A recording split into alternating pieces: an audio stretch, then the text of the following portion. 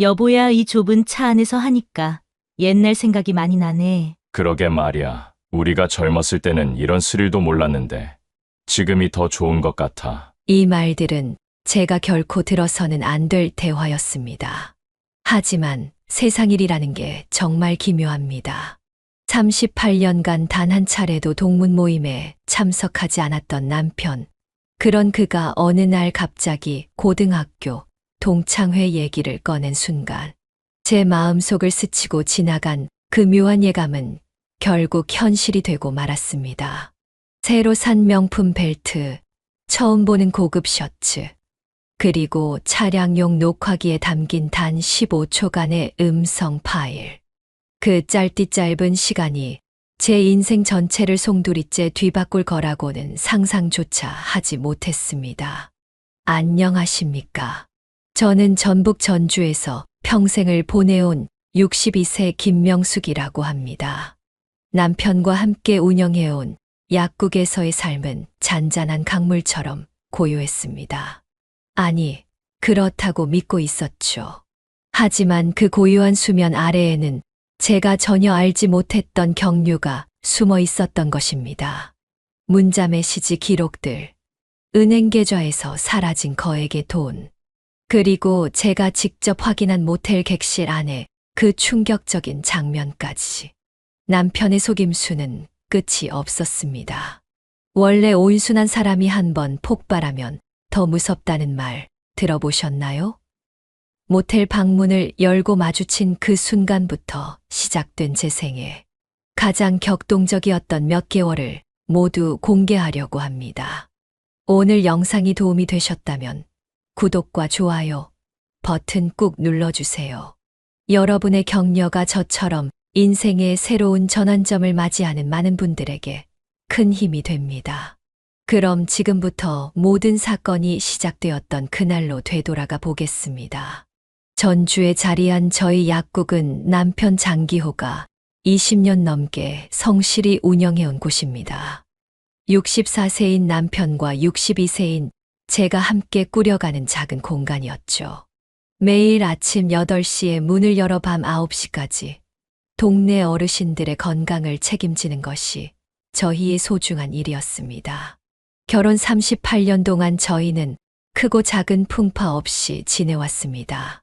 외아들 재훈이도 장성해서 가정을 꾸리고 따로 살고 있었고, 이제는 저희 부부만의 조용하고 평화로운 노후를 보내고 있었습니다. 특별한 취미나 사교 활동도 없었습니다. 남편은 의학 관련 서적을 읽거나 건강 프로그램을 시청하는 것을 좋아했고, 저는 집안일을 마친 후 드라마를 보거나 독서를 하며 여가 시간을 보냈죠. 주말에도 마찬가지였습니다. 토요일은 약국을 반나절만 운영하고, 일요일은 완전히 쉬면서 집 정리를 하거나 대형마트에 생필품을 사러 가는 것이 전부였습니다. 가끔씩 재훈이네 집을 방문해서 손자 손녀들과 시간을 보내거나 근처 온천장에 당일치기로 다녀오는 것이 저희의 유일한 외출이었습니다. 그런 변함없는 일상이 영원히 계속될 거라고 생각했습니다. 나이가 들면서 점점 더 차분해지고 조용해지는 부부관계도 당연한 것이라고 받아들였고요. 남편 역시 현재의 안정적인 생활에 충분히 만족하고 있다고 확신했습니다. 그런데 인생이라는 게 정말 예상할 수 없는 것 같습니다. 20년 이상 동일하게 반복되던 평범한 일상 속에서 그 누구도 예측하지 못했던 큰 변화가 몰려올 줄은 전혀 상상하지 못했으니까요. 모든 게 달라지기 시작한 건 바로 그 고등학교 동창회 이야기가 처음 나온 그날부터였습니다. 그날은 평범한 화요일 오후였습니다. 약국 정리를 마치고 집에 들어왔는데 남편이 침실 옷장 앞에서 무언가를 뒤지고 있더군요. 20년 넘게 함께 생활하면서 남편이 옷에 그렇게 신경 쓰는 모습을 본 적이 없었는데 그날은 달랐습니다. 평소에는 약국에서 입던 편안한 셔츠 차림이 전부였던 남편이 갑자기 정장 재킷을 꺼내 들고 있었거든요. 여보, 뭐 하는 거예요? 남편은 거울 앞에서 넥타이를 메어보며 대답했습니다. 아, 깜짝이야. 언제 왔어? 고등학교 동창회가 있어서 준비 중이야. 처음 듣는 말이었습니다. 결혼 38년 동안 남편이 친구들과 어울린다고 나간 적은 단 한 번도 없었거든요. 특히 학창 시절 친구들과의 모임이라니. 남편은 늘 옛날 친구들은 다 연락이 끊어졌다고 말해왔는데 말이죠. 동창회요? 처음 듣는데 갑자기 연락이라도 온 건가요? 남편은 드레싱룸에서 고급 정장 셔츠를 꺼내며 답했습니다. 그 셔츠도 처음 보는 것이었어요. 언제 샀는지도 모르겠더라고요. 응, 우리 반 반장이었던 박철민이라고 있잖아. 내가 몇 번 얘기 들었을 텐데 얘가 연락해서 오랜만에 만나자고 하더라고. 남편의 설명을 들으면서도 뭔가 어색한 느낌이 들었습니다. 박철민이라는 이름도 생소했고 남편이 학창 시절 친구 이야기를 한 기억도 별로 없었거든요. 몇 시에 돌아올 예정이에요? 글쎄, 저녁 먹고 올 것 같은데 너무 늦으면 먼저 자고 있어. 그때였습니다. 남편이 서랍에서 작은 병을 꺼내더니 목과 손목에 뿌리기 시작했어요. 향수였습니다. 평생 향수라고는 써본 적 없는 사람이 갑자기 말이죠. 평소 같으면 갑자기 웬 향수냐고 물어봤을 텐데 그 순간은 이상하게 말이 나오지 않았습니다. 뭔가 서먹한 기분이 들어서 그냥 지켜보기만 했죠. 현관문이 닫히는 소리가 들린 후 저는 베란다 창가로 가서 남편이 차에 타는 모습을 내려다봤습니다. 가방도 없이 손빈 채로 나가는 모습이 왠지 어색해 보였어요. 그리고 무엇보다도 남편의 얼굴에서 오랫동안 보지 못했던 어떤 표정을 발견했습니다. 설렘이라고 해야 할까요? 38년간 본 적 없는 생기 있는 모습이었어요. 그날은 그냥 넘어갔습니다. 하지만 그 이후로 눈에 보이지 않는 무언가가 조금씩 균열을 만들어가기 시작했습니다. 그 고등학교 동창회 이후 남편의 모습이 눈에 띄게 달라졌습니다. 처음에는 사소한 변화들이었어요. 아침마다 면도를 더 깨끗하게 하고 약국에 입고 갈 셔츠도 신중하게 골라 입었습니다. 나이 들면서 외모에 신경 쓰는 것도 좋은 일이라고 생각했습니다. 하지만 이상한 점은 그 변화가 집안에서만 머물지 않았다는 거였어요. 한 달 사이에 4번이나 모임을 핑계로 외출했습니다. 38년 결혼 생활 동안 한 번도 나가지 않던 친구 모임에 갑자기 그렇게 자주 참석하는 게 이상했어요. 그리고 매번 돌아올 때마다 술 냄새는 전혀 나지 않으면서 오히려 향수 냄새를 풍기며 집에 들어오는 것도 의아했습니다. 오늘 모임은 어땠어요? 그냥 그래, 옛날 얘기하는 거지. 짧게 대답하고는 스마트폰을 들여다보며 미소를 짓는 남편. 식탁 위에서 울리는 문자 알림 소리에 깜짝 놀라며 재빨리 휴대폰을 주머니에 집어넣는 모습. 모든 게 수상했습니다. 어느 날 남편은 아침부터 흥얼거리며 샤워를 했습니다. 평소 음치라서 노래는커녕 콧노래조차 부르지 않던 사람이 갑자기 트로트까지 따라 부르는 모습을 보니 정말 소름이 돋더군요. 오늘 또 어디 가시나요? 응, 고등학교 친구들이랑 잠깐 보기로 했어. 또 그 동창회 모임이요? 이번에는 우리 반 친구들만 따로 만나기로 했거든. 저는 가만히 남편의 얼굴을 살펴봤습니다. 눈을 피하는 모습이 영 어색했어요. 직장 다닐 때도 거짓말하면 귀가 빨갛게 되던 사람인데 그날도 어김없이 귓불이 달아오르고 있었습니다. 그날 오후 남편이 나간 후에 운명처럼 발견한 것이 있었습니다. 차 키를 가지러 현관에 걸어둔 남편의 재킷 주머니에서 영수증이 떨어진 거였어요. 펼쳐보니 85만 원짜리 다이아몬드 귀걸이 구매 내역이었습니다. 가슴이 철렁 내려앉았습니다. 남편은 제 생일이나 결혼기념일에도 꽃 한 송이 사주지 않던 사람이었거든요. 뭐 필요하면 알아서 사라는 말만 반복하던 그가 100만 원에 가까운 귀걸이를 누구에게 선물한다는 걸까요? 가정살림을 맡아온 제게 돈 관리는 익숙한 일이었습니다. 남편의 통장을 확인해 보니 귀걸이 구매 외에도 여러 차례 비슷한 금액들이 빠져나간 흔적이 있었어요. 그리고 모두 동창회 모임이 있던 날짜와 일치했습니다.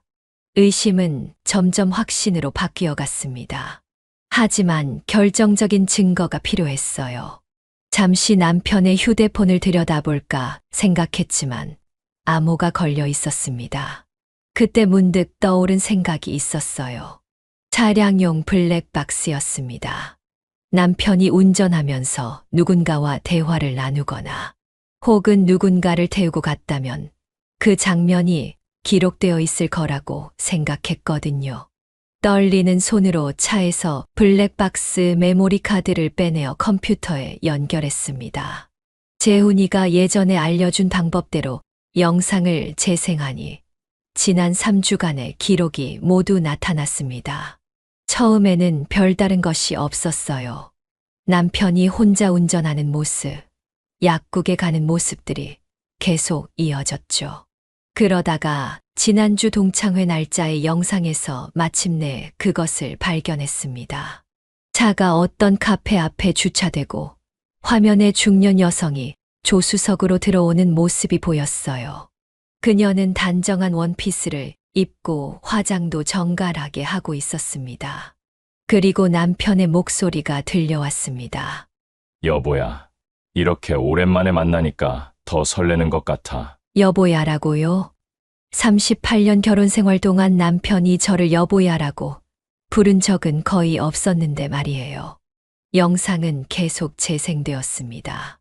두 사람은 식당이 아닌 외곽 지역으로 차를 몰고 갔어요. 대화 내용은 지금도 제 귀에 생생합니다. 오늘은 어디로 갈까? 지난번 그곳은 시설이 좀 낡았던 것 같은데. 내가 새로 알아봤어. 좀 비싸도 괜찮은 데로 가자. 여보야. 그런데 와이프한테는 아직 들키지 않았지? 당연하지. 절대 들킬 리 없어. 나도 괜한 문제 만들고 싶지 않거든. 저는 화면을 끄고 한동안 그 자리에 앉아 있었습니다. 눈물은 나오지 않았어요. 오히려 가슴 깊은 곳에서 뜨거운 무언가가 치밀어 오르는 것을 느꼈습니다. 분노였을까요? 배신감이었을까요? 아니면 38년간의 결혼 생활이 한순간에 무너져 내리는 소리였을까요? 다음 날 저는 블랙박스 메모리 카드와 증거가 될 만한 영수증들을 챙겼습니다. 이제 제가 직접 움직일 차례였습니다. 오늘도 친구들이랑 저녁 먹고 와? 아침 식사 자리에서 저는 평소와 같은 목소리로 말했습니다. 남편은 커피잔을 들다 말고 잠시 멈칫했어요. 응. 근데 오늘은 좀 일찍 끝날 것 같아. 저녁 먹고 바로 들어올게. 그래요. 다녀오세요. 남편은 제 평상시와 다름없는 태도에 안심한 듯 미소를 지었습니다. 제가 이렇게 연기를 잘하는 줄 저도 몰랐어요. 가슴은 터질 듯이 뛰고 있었지만 얼굴에는 아무런 내색도 하지 않았습니다. 남편이 출발하고 30분 후 택시를 불러 남편을 미행하기 시작했습니다. 블랙박스 영상에서 본 바로 그 카페였습니다. 시내에서 조금 떨어진 한적한 곳이었어요. 택시를 조금 일찍 세우고 골목 뒤편에서 숨어서 기다렸습니다. 예상한 대로 남편이 그 카페 앞에 차를 세우고 기다리고 있더군요. 15분쯤 지났을까요? 한 여성이 걸어오는 모습이 보였습니다. 영상에서 봤던 바로 그 여자였어요. 세련된 블라우스에 정갈한 헤어스타일, 그리고 목에는 반짝이는 목걸이까지. 그녀가 차에 오르자마자 남편과 반갑게 포옹하는 모습까지 똑똑히 봤습니다. 가슴이 아팠지만 증거를 더 모으기 위해 참고 지켜봤어요. 두 사람은 카페에서 1시간 정도 시간을 보낸 후 나왔습니다. 손을 잡고 걷는 모습까지 보였어요. 38년 동안 저에게는 단 한 번도 하지 않았던 행동이었습니다. 다시 택시를 타고 그들을 따라갔습니다.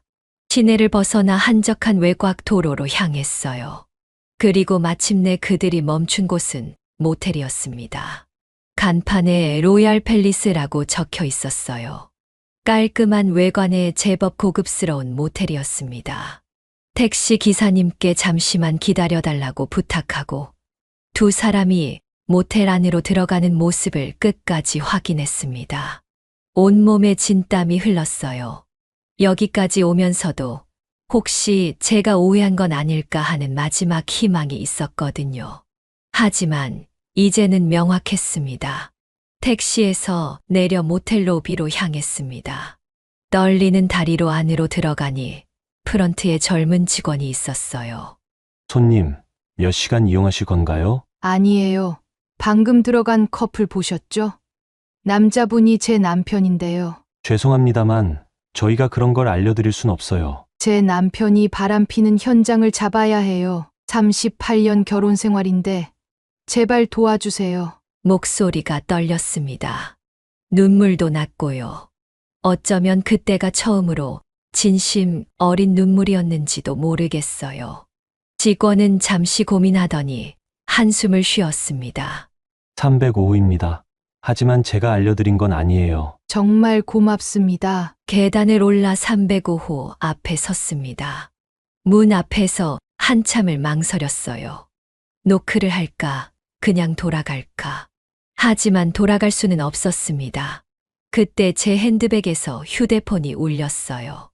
놀라서 전화를 받았는데 아들 재훈이었습니다. 엄마, 제가 부재 중 전화를 못 받았네요. 무슨 일 있으세요? 택시를 타고 오면서 모든 것이 무너지는 느낌에 무의식적으로 아들에게 전화를 걸었던 것 같았어요. 아니야, 괜찮아. 재훈아, 엄마가 나중에 다시 전화할게. 전화를 끊고 깊게 숨을 들이마셨습니다. 그리고 문을 두드렸어요. 안에서 부산한 소리가 들렸습니다. 룸서비스입니다. 제가 조금 높은 목소리로 말했어요. 잠시 후 문이 살짝 열렸습니다. 남편의 얼굴이 보였어요. 셔츠 단추는 아직 다 채우지 못한 상태였습니다. 그의 표정이 순간 굳어졌어요. 당신이 여기를 어떻게... 저는 머리가 하얘지는 느낌이었습니다. 갑자기 온몸에서 힘이 빠지더니 심장이 미친 듯이 뛰기 시작했어요.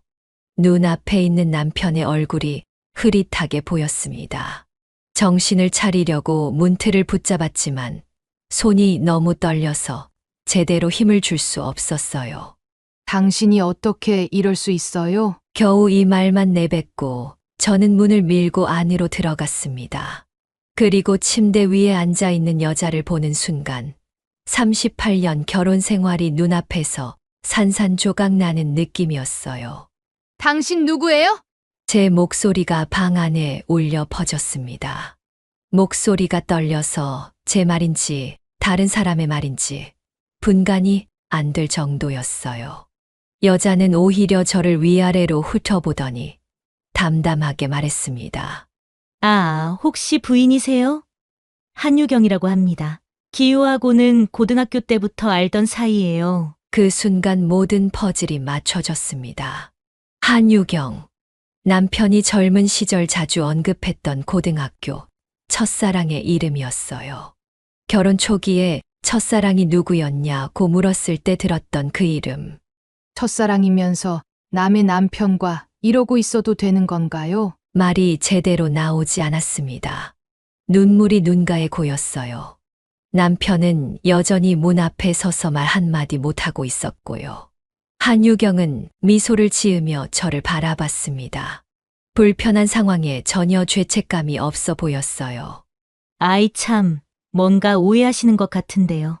기호가 저한테 이혼했다고 그랬거든요. 이혼이라고요?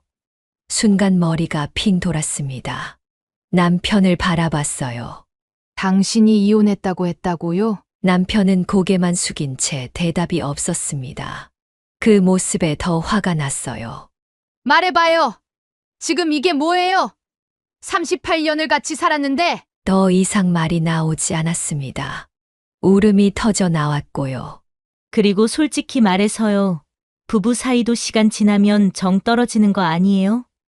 우리는 첫사랑이었거든요. 그 느낌이 다시 살아난 거예요. 이해하실 수 있으시잖아요. 추상적인 말투와 가식적인 어조에 더 화가 났습니다. 제 시선이 그녀의 목에 걸린 진주 목걸이에 머물렀어요. 제 시선을 느꼈는지 목걸이를 손으로 만지작거리며 말하더군요. 아, 이거요? 예쁘죠? 기호가 특별히 골라준 거예요. 남자치고는 안목이 꽤 좋더라고요. 그 말에 분노가 폭발했습니다. 저는 가방을 바닥에 내던졌어요. 안목, 당신 지금 뭐라고 했어요? 내가 뭔데 기웃거리는 거야? 빌어도 모자랄 판에. 갑자기 숨이 가빠졌습니다. 심장이 너무 빨리 뛰었어요. 안 되겠다. 진정해야 해. 깊게 숨을 들이마셨습니다. 진정해야 증거를 모을 수 있다는 생각이 들었거든요.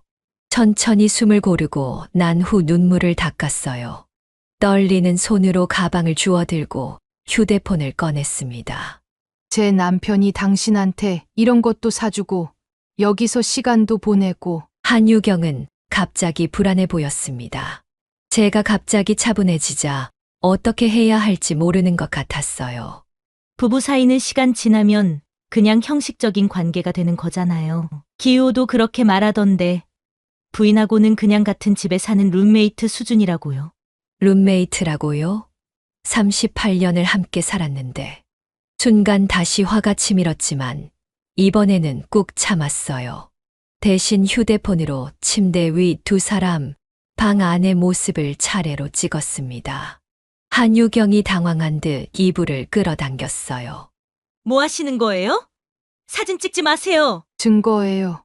법정에 제출할 증거. 제 목소리가 갑자기 차분해졌습니다. 분노를 넘어서 이제는 냉정해져야 할 때였거든요. 모텔을 나온 후 집에 돌아와서 제가 첫 번째로 한 일은 은행 기록을 자세히 살펴보는 것이었습니다. 남편과 공동 명의로 된 통장뿐만 아니라 남편 개인 명의의 계좌까지 모두 확인했어요. 정말로 지난 8개월간 여러 차례 출금이 있었습니다. 식당비, 선물비, 심지어 모텔비까지. 그리고 놀랍게도 2달 전 한유경이라는 이름으로 500만 원이 송금된 내역이 있었어요. 그뿐만 아니었습니다. 매달 정기적으로 100만 원씩 송금된 기록도 발견했어요. 총 1,500만 원이 넘는 돈이 한유경에게 흘러갔더군요. 우리 노후를 위해 아껴뒀던 돈이었는데. 다음으로 남편의 휴대폰 백업 데이터를 확인했습니다.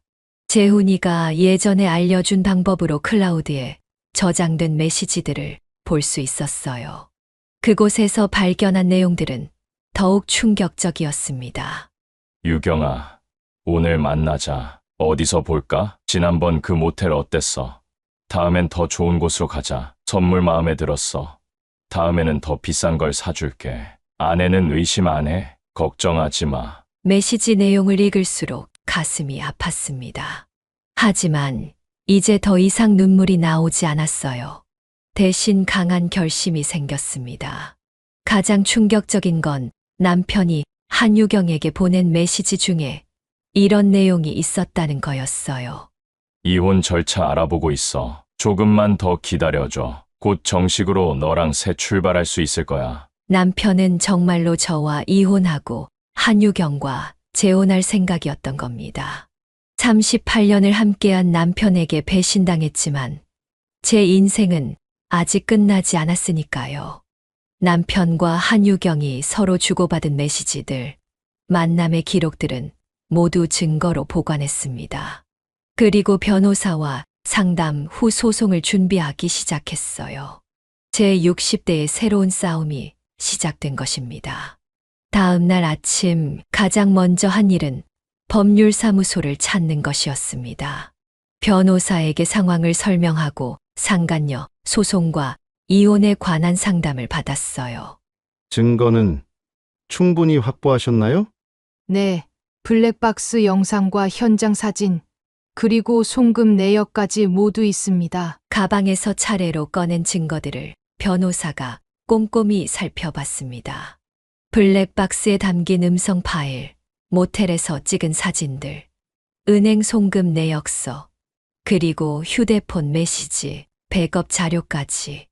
그렇다면 상간녀 소송은 충분히 가능합니다. 하지만 이혼의 경우 재산 분할 문제가 복잡할 수 있어요. 특히 남편분이 약국을 운영하고 계시다면 더욱 그렇죠. 복잡한 법률 용어들이 머릿속을 맴돌았습니다. 하지만 한 가지는 확실했어요. 이대로 넘어갈 수는 없다는 것 말이에요. 사무실을 나와 집으로 돌아온 후 아들 재훈에게 전화했습니다.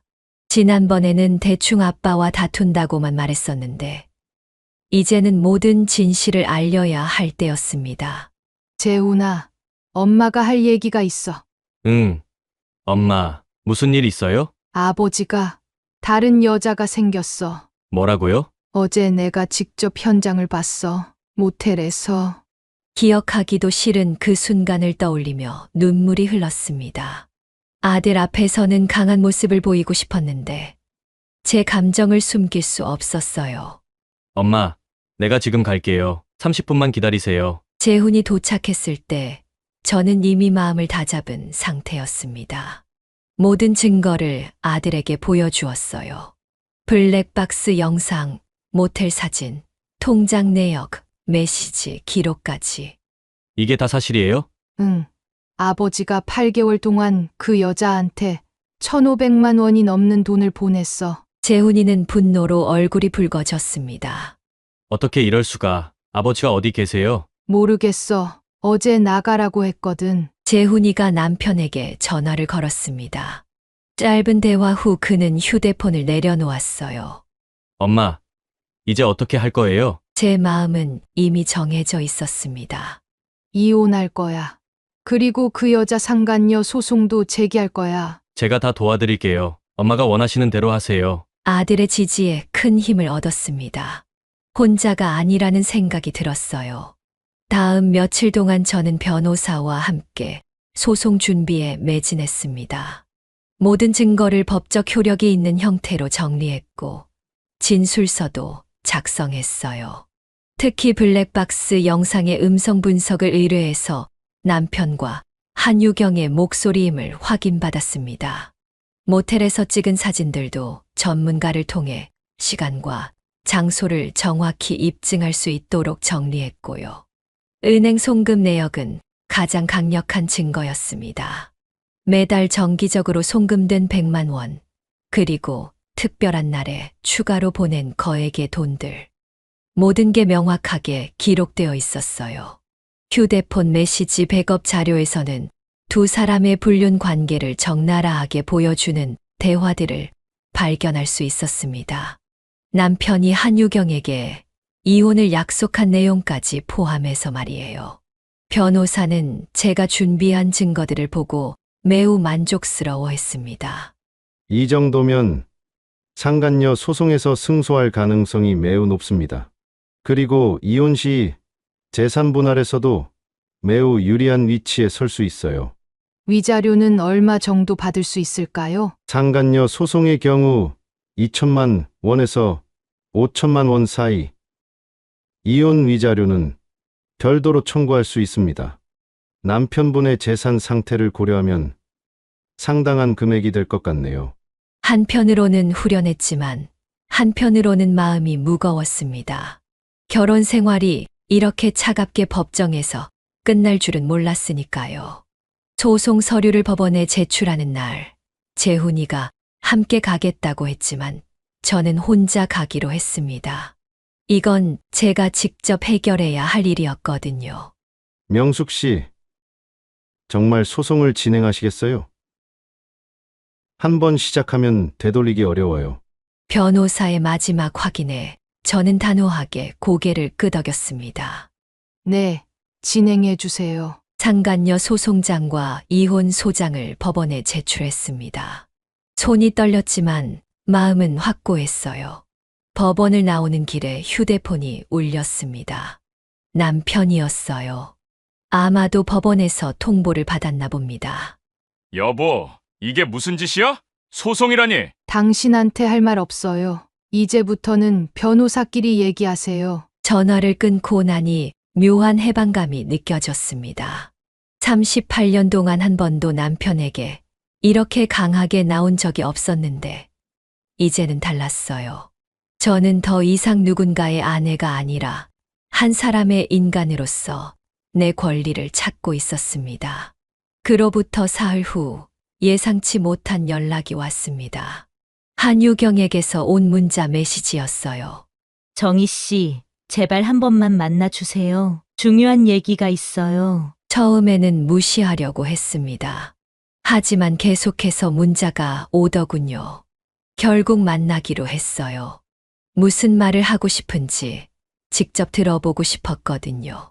약속 장소는 전주 시내의 조용한 찻집이었습니다. 한유경은 이미 와서 기다리고 있었어요. 모텔에서 봤을 때와는 완전히 다른 모습이었습니다. 화장기 없는 창백한 얼굴에 수수한 옷차림, 목에 걸었던 진주 목걸이도 보이지 않았어요. 자리에 앉자마자 한유경이 고개를 숙였습니다.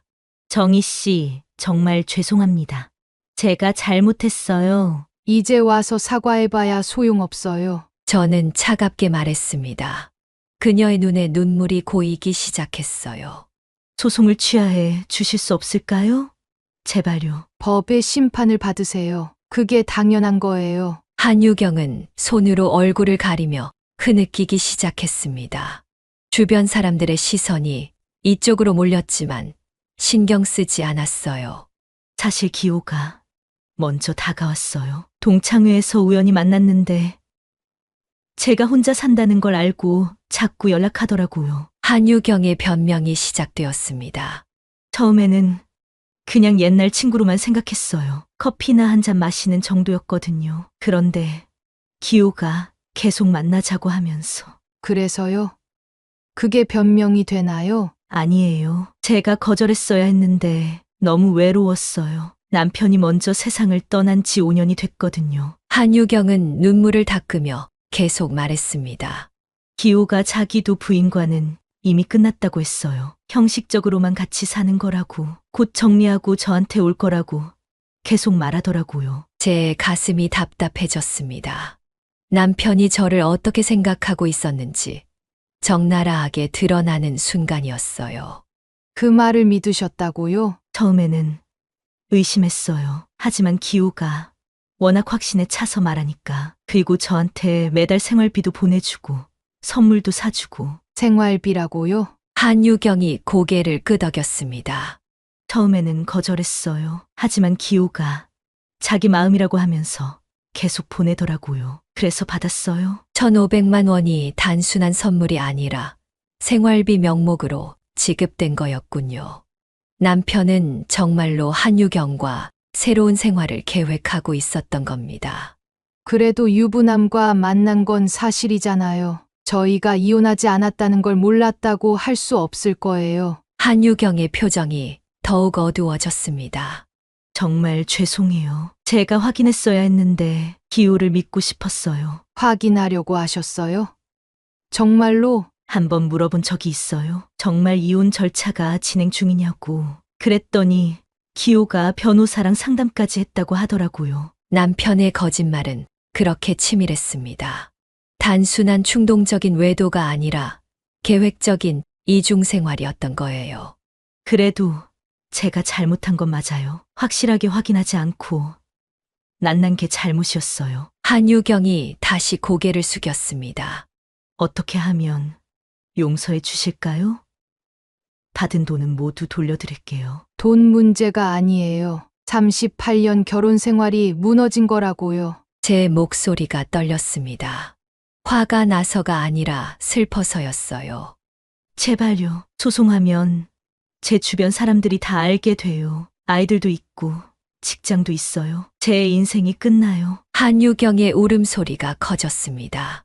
주변에서 쳐다보는 시선들이 더욱 많아졌어요. 그건 당신이 선택한 결과예요. 남의 남편을 탐낸 대가죠. 저는 자리에서 일어났습니다. 더 이상 들을 말이 없었어요. 정희 씨, 제발. 한유경이 제 소매를 잡았습니다. 놓으세요. 법정에서 보죠. 저는 그녀의 손을 뿌리치고 찻집을 나왔습니다.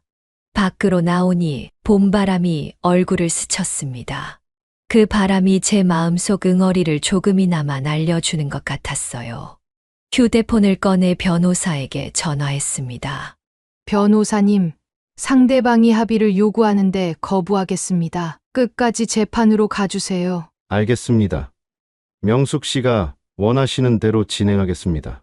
전화를 끊고 집으로 향했습니다. 이제 정말로 되돌릴 수 없는 강을 건넜다는 생각이 들었어요. 하지만 후회는 없었습니다. 제가 선택한 길이었고 끝까지 가볼 작정이었거든요. 한 달 후 법원에서 첫 변론 기일 통지가 왔습니다. 같은 날 한유경에게서도 다시 문자가 왔어요. 죄송합니다. 정말 잘못했습니다. 제발 합의해 주세요. 1,000만 원으로 합의해 주시면 안 될까요? 1,000만 원이라. 우리 돈 1,500만 원을 받아놓고 1,000만 원으로 합의하자는 말도 안 되는 제안이었습니다. 답장을 보내지 않았어요. 재판 당일 검은색 정장을 입고 법원으로 향했습니다. 재훈이가 휴가를 내고 동행해 주었어요. 엄마, 긴장 많이 돼요? 아니야. 오히려 차분해. 빨리 끝내고 싶은 마음뿐이야. 법원에 도착하자 변호사가 맞이했습니다. 명숙 씨, 남편분과 상대방 여성 모두 모든 조건에 동의했습니다. 오늘은 형식적인 절차만 남았어요. 재판정에 들어서니 남편과 한유경이 이미 와 있었습니다. 한 달 새 남편은 몰라보게 야위어 있었고 한유경은 변호사 없이 혼자 초라한 모습으로 앉아 있더군요. 이혼 재판이 먼저 시작되었습니다. 판사는 합의된 이혼 조건을 차례로 검토했어요. 제3분할의 경우 약국 부동산과 예금을 7대 3으로 분할하고 위자료 2천만 원을 남편 측에서 지급하는 것으로 합의되었습니다. 양측 모두 동의하십니까? 남편이 고개를 끄덕였습니다. 저도 마찬가지였고요. 그럼 이혼을 허가합니다. 그렇게 38년 결혼 생활이 법적으로 종료되었습니다. 생각보다 짧은 시간이었어요. 긴 세월이 단 몇 분 만에 정리되다니 허무한 기분이 들었습니다. 이어서 상간녀 소송 재판이 시작되었습니다. 제 변호사가 준비한 증거들을 차례로 제시했어요. 블랙박스 영상, 모텔 사진, 송금 내역, 메시지, 기록까지. 한유경은 모든 혐의를 인정했습니다. 변호사 없이 나온 그녀는 제대로 된 변론도 하지 못했어요. 피고는 원고의 남편과 8개월간 불륜 관계를 맺었고 그 과정에서 1,500만 원의 금전적 이득을 취했습니다. 이는 명백한 상간녀 행위로서 판사의 판결문이 이어졌습니다. 피고는 원고에게 위자료 3천만 원을 지급하라고 명령합니다. 재판이 끝나고 복도로 나왔습니다. 한유경이 다가왔어요. 정희 씨, 정말 죄송합니다. 제가 잘못했어요. 이제 와서 사과해도 소용없어요. 판결대로 하세요. 한유경은 핸드백에서 봉투를 꺼냈습니다. 이건 목걸이를 팔아서 마련한 돈이에요. 위자료 일부라도 먼저 갚으려고요. 저는 그 봉투를 받지 않았습니다. 그냥 돌아서서 재훈이와 함께 법원을 나왔어요.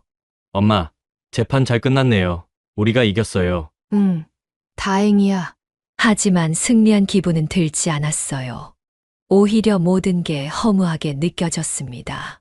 집에 돌아온 후 재훈이와 저녁을 함께 먹었습니다.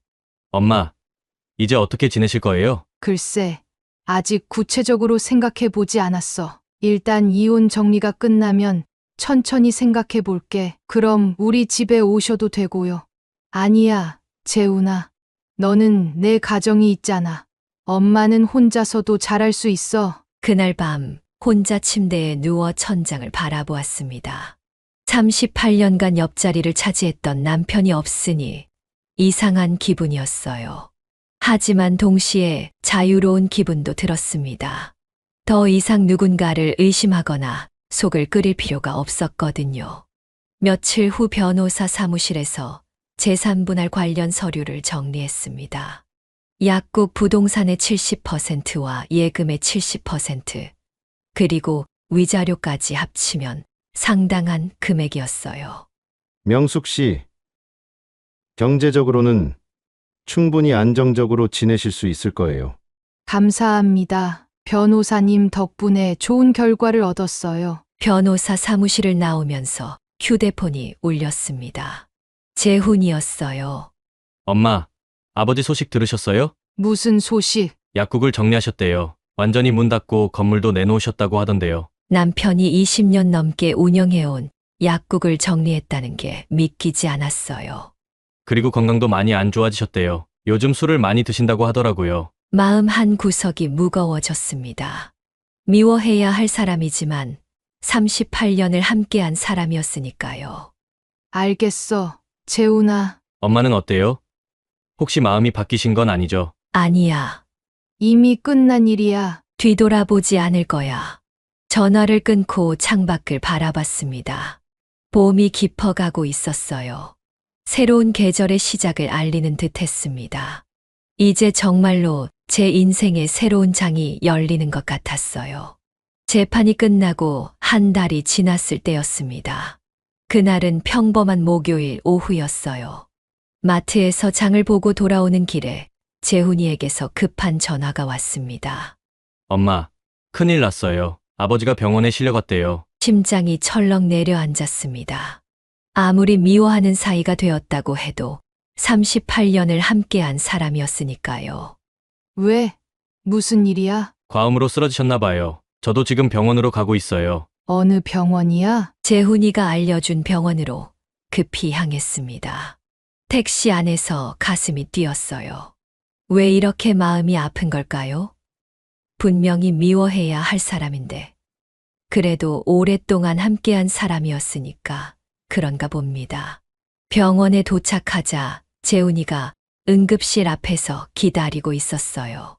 어떻게 됐어? 위세척 받으셨어요. 술을 너무 많이 드셨나 봐요. 의사 선생님이 간 수치도 위험하다고 하셨어요. 응급실로 들어가니 남편이 침대에 누워 있었습니다. 얼굴은 창백했고 팔에는 링거가 꽂혀 있었어요. 눈을 감고 있었지만 제 발소리를 듣고 눈을 떴습니다. 명수가 왔구나. 힘없는 목소리였습니다. 그 모습을 보니 갑자기 눈물이 났어요. 아무리 미워해도 이렇게 무너진 모습을 보니 마음이 아팠습니다. 왜 이렇게 자신을 망가뜨려요? 재훈이가 얼마나 걱정하는지 알아요?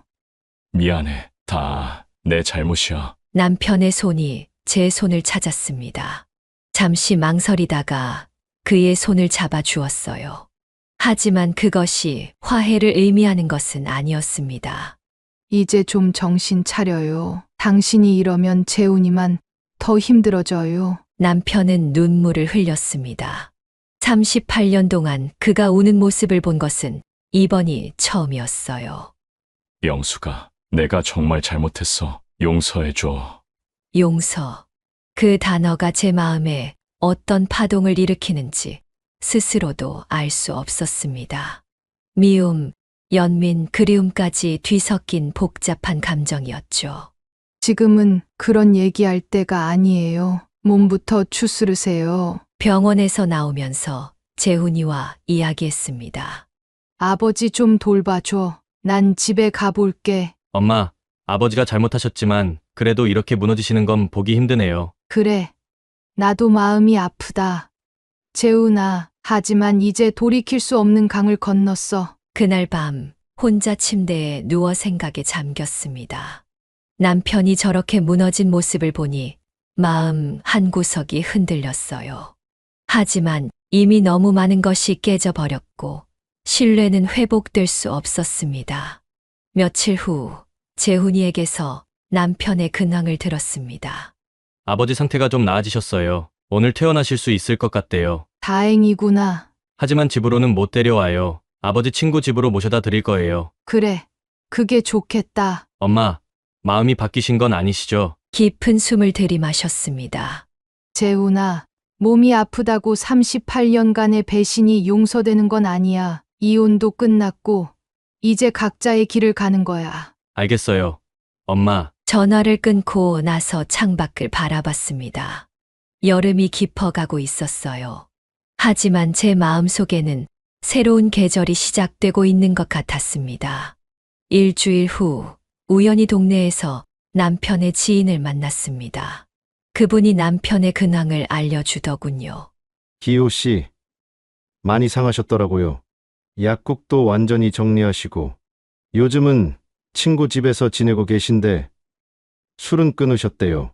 그래요? 의사가 더 마시면 정말 위험하다고 했나 봐요. 간경화 직전이라고 하더라고요. 마음이 무거워졌습니다. 하지만 이제는 그의 인생에 관여할 이유가 없었어요. 건강하게 지내셨으면 좋겠네요. 그렇게 말하고 돌아서는데 그분이 다시 말씀하셨어요. 명숙 씨도 힘드셨겠어요. 이제 어떻게 지내실 계획이세요? 글쎄요. 천천히 생각해 보려고요. 집에 돌아와서 문득 생각해보니 이제 정말로 제 인생을 위한 시간이 생겼다는 걸 깨달았어요. 38년 동안 남편과 가정을 위해 살아왔는데 이제는 온전히 저만을 위한 시간이었습니다. 그날 저녁 오래된 취미 생활에 대해 생각해 봤어요. 젊은 시절부터 그림 그리기를 좋아했었는데 결혼하고 나서는 시간이 없어서 포기했었거든요. 서랍 깊숙이 들어있던 오래된 스케치북을 꺼냈습니다. 20년도 더 된 것이었지만 펼쳐보니 예전에 그렸던 그림들이 그대로 있었어요. 붓을 다시 잡아보니 설렜습니다. 이제는 누구의 눈치도 보지 않고 제가 하고 싶은 것을 할 수 있었으니까요. 상처는 아직 남아있지만 이제는 그 상처를 안고 앞으로 나아갈 준비가 되었다는 생각이 들었습니다. 그날 이후로 저는 본격적으로 그림에 집중하기 시작했습니다. 먼저 동네 문화센터에 있는 수채화 교실에 등록했어요. 20년 만에 다시 잡은 붓이었지만 손에 익숙하게 들어오더군요. 어머, 명숙 씨 정말 그림 실력이 좋으시네요. 전에 배우신 적 있으세요? 강사 선생님의 칭찬에 얼굴이 빨개졌습니다. 젊은 시절 취미로 그렸던 경험이 있다고 말씀드렸어요. 수업이 끝나고 집에 돌아와서도 그림을 그렸습니다. 38년 동안 제대로 해보지 못했던 것을 하나씩 해보는 기분이었어요. 누구의 눈치도 보지 않고 오롯이 제 시간을 쓸 수 있다는 게 이렇게 행복한 줄 몰랐습니다. 처음 몇 주는 기본기를 다지는 시간이었어요. 색깔 조합, 붓터치, 명암 처리 등을 다시 익혔습니다. 그러면서 점점 자신감이 생겼어요. 한 달이 지날 무렵 저만의 주제를 찾고 싶었습니다. 무엇을 그려야 할까 고민하다가 제 인생과 비슷한 소재를 떠올렸어요. 겨울이 지나고 다시 찾아오는 봄의 풍경이었습니다. 명숙 씨, 이번엔 개인 작품을 그려보세요. 자신만의 이야기가 담긴 그림을 말이에요. 강사 선생님의 제안에 저는 바로 머릿속에 떠오른 장면이 있었어요. 눈 덮인 들판에서 막 피어나기 시작하는 새싹들의 모습이었습니다. 캔버스 앞에 앉아 붓을 들었을 때 제 마음속 감정들이 자연스럽게 흘러나왔어요. 차가운 겨울 땅을 뚫고 나오는 연두빛 새싹들. 아직은 차가운 바람이 불지만 따뜻한 햇살이 내려오는 풍경. 그림을 그리면서 문득 깨달았습니다. 이건 단순한 풍경화가 아니라 제 인생의 이야기였어요. 추운 겨울 같았던 지난 시간들을 견뎌내고 이제 새로운 봄을 맞이하는 제 모습이었거든요. 이 작품의 제목은 뭘로 할까요? 고민 끝에 두 번째 봄이라고 정했습니다. 인생의 후반부에 찾아온 새로운 시작을 의미하는 제목이었어요. 작품이 완성되자 강사 선생님이 깜짝 놀라셨어요. 명숙 씨, 이 그림에는 뭔가 특별한 게 있어요. 단순한 풍경화가 아니라 진짜 감정이 담겨 있네요. 감사합니다, 선생님. 혹시 지역 미술 대회에 출품해 보실 생각 없으세요? 이 정도면 충분히 입상권에 들 것 같은데요. 미술대회라니 생각해 본 적도 없었어요. 하지만 선생님이 그렇게 권하시니 용기를 내보기로 했습니다. 그럼 한번 도전해 볼게요. 출품 서류를 작성하면서 가슴이 두근거렸어요. 62세에 처음 도전하는 미술대회였거든요. 대회 당일 전시장에 가서 제 작품이 걸린 모습을 봤을 때 신기한 기분이었어요. 다른 출품작들 사이에 있는 두 번째 봄을 보니 괜히 뿌듯했습니다. 심사 결과가 나오기까지 일주일을 기다려야 했어요. 그 일주일이 정말 길게 느껴졌습니다. 드디어 결과 발표가 있던 날, 강사 선생님께서 전화를 주셨어요. 명숙 씨 축하드려요. 장려상 받으셨어요. 처음에는 믿기지 않았습니다. 정말로 제가 상을 받다니요. 정말요? 진짜예요? 네, 정말이에요. 심사위원들이 작품에 담긴 진정성을 높이 평가했다고 하더라고요. 시상식 날, 재훈이와 며느리가 함께 와줬어요. 작은 트로피를 받는 순간 가슴이 뭉클해졌습니다. 60대에 시작한 취미가 이런 결실을 맺다니 꿈만 같았어요. 엄마, 정말 대단해요. 이렇게 멋진 그림을 그리시다니. 아들의 칭찬에 얼굴이 빨개졌습니다. 시상식이 끝나고 집에 돌아와 트로피를 책상 위에 놓고 한참을 바라봤어요. 이 작은 트로피가 저에게는 새로운 인생의 시작을 알리는 신호 같았습니다. 그 이후로 그림에 더욱 열중했습니다. 문화센터 수업뿐만 아니라 개인적으로도 화실을 다니기 시작했어요. 새로운 기법들을 배우고 다양한 주제에 도전해봤습니다. 무엇보다 좋았던 건 같은 취미를 가진 사람들과의 만남이었어요. 나이대가 비슷한 분들과 함께 그림 이야기를 나누고 전시회도 함께 관람하면서 새로운 인간관계를 만들어갔습니다.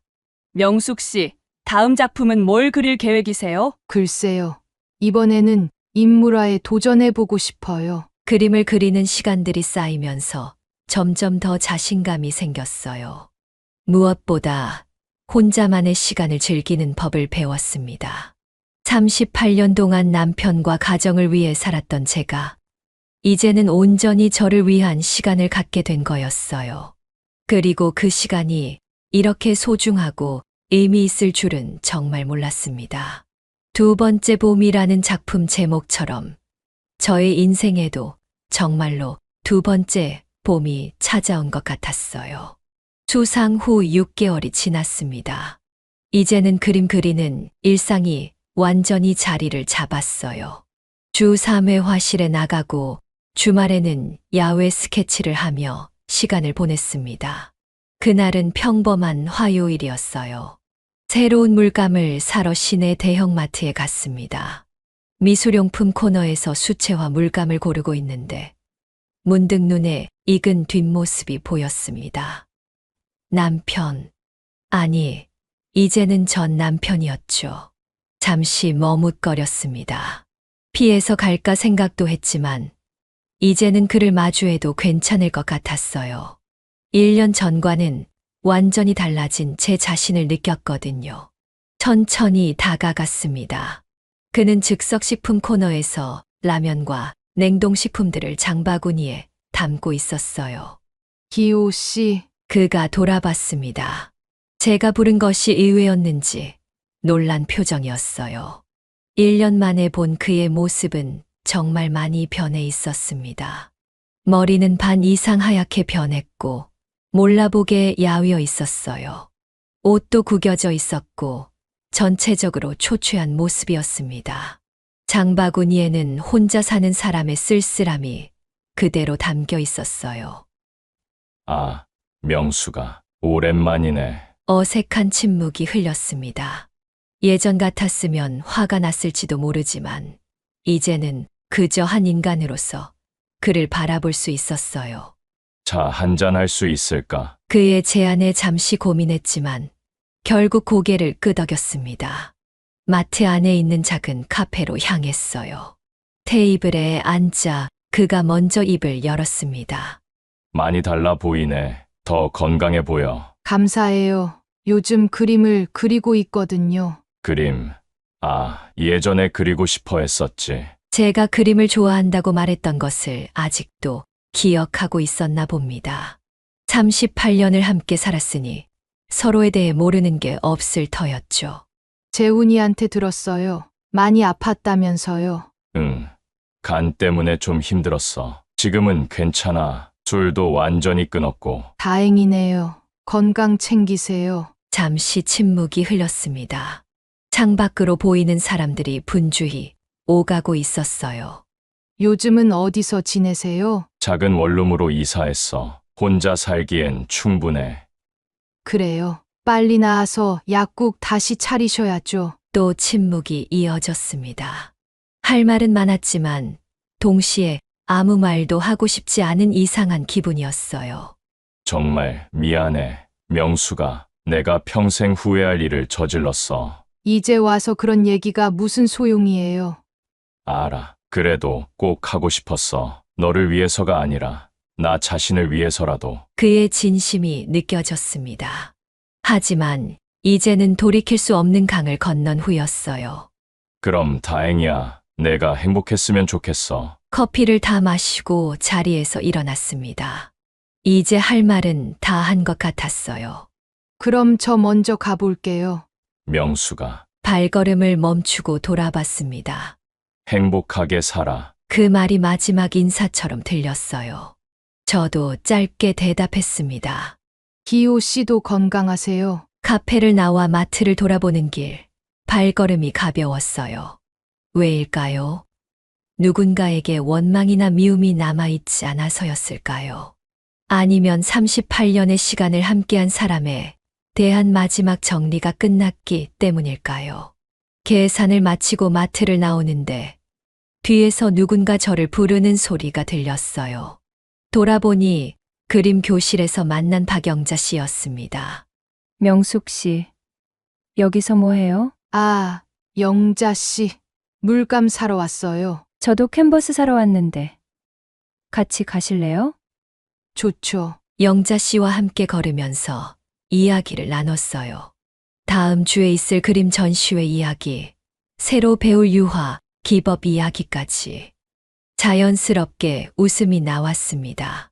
집에 돌아와 구입한 물감들을 정리하면서 생각해 봤어요.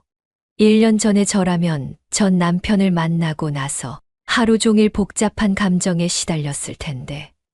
지금은 그렇지 않았어요. 오히려 마음이 편안했습니다. 과거와 완전히 결별했다는 느낌이었거든요.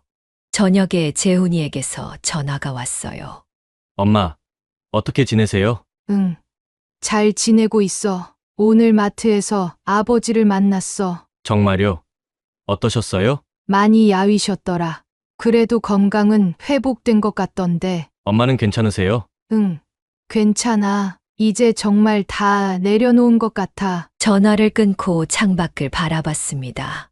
가을이 깊어가고 있었지만 제 마음 속에는 따뜻한 봄 기운이 느껴졌어요. 이제는 과거가 아닌 현재와 미래를 위해 살고 있었습니다. 그리고 그 삶이 너무나 소중하고 의미 있게 느껴졌어요. 그 이후로 3개월이 더 지났습니다. 가을이 깊어지고 겨울이 오려는 계절의 변화와 함께 제 마음도 점점 더 평온해졌어요. 어느 날 마트에 장을 보러 갔습니다. 요즘은 새로운 요리에도 도전하고 있었거든요. 혼자 살면서 저만을 위한 음식을 만드는 재미를 발견했어요. 장바구니를 들고 야채 코너를 둘러보는데 멀리서 익숙한 뒷모습이 보였습니다. 전 남편이었어요. 이번에는 피하지 않고 자연스럽게 쳐다봤습니다. 지난번보다 더 야위어 보였지만 적어도 혼자서 장을 보고 있는 모습이 안정적으로 보였어요. 그는 혼자서 조용히 과일을 고르고 있었습니다. 사과 몇 개, 바나나 한 송이. 정말 혼자 사는 사람의 장복이었죠. 문득 38년이라는 시간이 떠올랐습니다. 그 긴 세월 동안 우리는 정말 많은 것을 함께 했었죠. 기쁨도 슬픔도 평범한 일상들도. 하지만 이제는 그 모든 것이 과거의 일이 되었습니다. 아프지도 그립지도 않았어요. 그저 한 사람의 인생에 있었던 한 계절 같은 느낌이었습니다. 진열대 너머로 그의 모습을 바라보며 마음속으로 조용히 말했어요. 안녕히 지내세요. 기호 씨, 이제 정말 안녕입니다. 그것이 제가 그에게 건네는 진짜 마지막 인사였습니다. 말로 하지 않았지만 마음속 깊은 곳에서 우러나온 진심 어린 작별이었죠. 저는 조용히 제 장보기를 계속했습니다. 오늘 저녁에 그의 그림을 위한 영감을 줄 꽃 한 다발도 골랐어요. 계산을 마치고 마트를 나가는 길, 발걸음이 한없이 가벼웠습니다. 마치 오랫동안 짊어지고 있던 무거운 짐을 내려놓은 것 같았어요. 명숙 씨! 뒤에서 누군가 제 이름을 부르는 소리가 들렸습니다. 돌아보니 지난주 미술 전시회에서 만난 김 선생님이었어요. 아, 선생님, 안녕하세요. 다음 주 개인전 준비는 어떻게 돼가세요? 개인전이라니. 아직도 믿기지 않았어요. 제가 개인전을 열게 될 줄은 꿈에도 몰랐거든요. 열심히 준비하고 있어요. 그런데 정말 잘할 수 있을까요? 물론이죠. 명숙 씨, 그림에는 진정성이 있어요. 관람객들이 분명 감동받을 거예요. 집에 돌아와 곧 열릴 개인전을 위한 마지막 작품을 완성했습니다. 제목은 새로운 출발이었어요. 캔버스에는 환한 햇살이 내리쬐는 들판이 그려져 있었습니다. 여러 색깔의 꽃들이 활짝 피어 있고 멀리 지평선 너머로는 무지개가 걸려 있었어요. 이 그림 역시 제 마음을 그대로 담은 작품이었습니다. 어둡고 힘들었던 시간을 지나 이제는 환한 미래를 향해 나아가는 제 모습 말이에요. 개인전 개막일 많은 분들이 찾아와 주셨어요. 그림 교실 친구들, 동네 이웃들, 그리고 재훈이 가족까지. 할머니, 그림 정말 예뻐요. 손자가 순수한 마음으로 해준 칭찬에 눈물이 날 뻔했어요. 전시장을 둘러보며 제 작품들을 바라보니 감회가 새로웠습니다. 두 번째 봄, 새로운 출발, 희망의 언덕. 모든 작품이 제 인생의 이야기를 담고 있었어요. 특히 두 번째 봄 앞에서 한 관람객이 오랫동안 서 있는 모습을 봤습니다. 중년 여성분이었는데 그림을 보며 무언가 깊이 생각에 잠긴 표정이었어요. 이 그림 정말 감동적이네요. 작가님의 이야기가 궁금해져요. 감사합니다. 제 인생의 두 번째 봄을 그린 작품이에요. 두 번째 봄이라니 멋진 표현이네요. 저도 요즘 새로운 시작을 준비하고 있거든요. 그분의 말에 제 마음이 따뜻해졌어요. 제 그림이 누군가에게 위로와 희망을 줄 수 있다는 것이 너무 기뻤거든요. 개막식이 끝나고 집에 돌아와 혼자 조용한 시간을 가졌습니다. 창밖으로는 겨울이 깊어가고 있었지만 제 마음속에는 따뜻한 봄 기운이 가득했어요. 휴대폰을 들고 재훈이에게 전화했습니다. 재훈아, 오늘 정말 고마웠어. 당연한 거죠. 엄마, 정말 자랑스러워요. 전화를 끊고 창밖을 바라보며 깊이 숨을 들이마셨습니다. 지나간 계절은 이제 정말로 뒤로 하고 앞으로 펼쳐질 새로운 봄을 향해 조용히 발걸음을 옮기고 있는 제 자신이 느껴졌어요. 인생이란 참 신기한 것 같습니다. 가장 어두운 순간이 지나면 반드시 새로운 빛이 찾아오더군요. 여러분도 혹시 인생의 어려운 시기를 겪고 계시나요? 예상치 못한 배신이나 상처로 힘드신가요? 제 이야기가 보여드리고 싶었던 것은 바로 이것입니다. 아무리 깊은 어둠 속에 있어도 반드시 새로운 빛이 찾아온다는 것. 그리고 우리는 언제든지 다시 시작할 수 있다는 것 말이에요. 나이는 결코 한계가 될 수 없습니다. 62세에 그림을 시작한 제가 개인전까지 열게 되었으니까요. 여러분도 꿈꿔왔던 것이 있다면 지금이라도 늦지 않았습니다. 용기를 내어 첫걸음을 떼어보세요. 분명 여러분만의 두 번째 봄이 찾아올 거예요. 오늘 제 이야기가 여러분에게 작은 위로와 용기가 되었다면 구독 버튼과 좋아요 버튼을 눌러주세요. 그리고 알림 설정도 해두시면 앞으로 올라올 다양한 이야기들을 가장 먼저 만나보실 수 있어요. 댓글로는 여러분의 인생 이야기나 새로운 도전에 대한 계획을 들려주세요. 서로 응원하고 격려하는 따뜻한 공간이 되었으면 좋겠습니다. 여러분의 인생에도 아름다운 두 번째 봄이 찾아오길 진심으로 기원합니다. 지금까지 인생의 후반부를 이야기하다지의 사연이었습니다. 끝까지 들어주셔서 진심으로 감사합니다.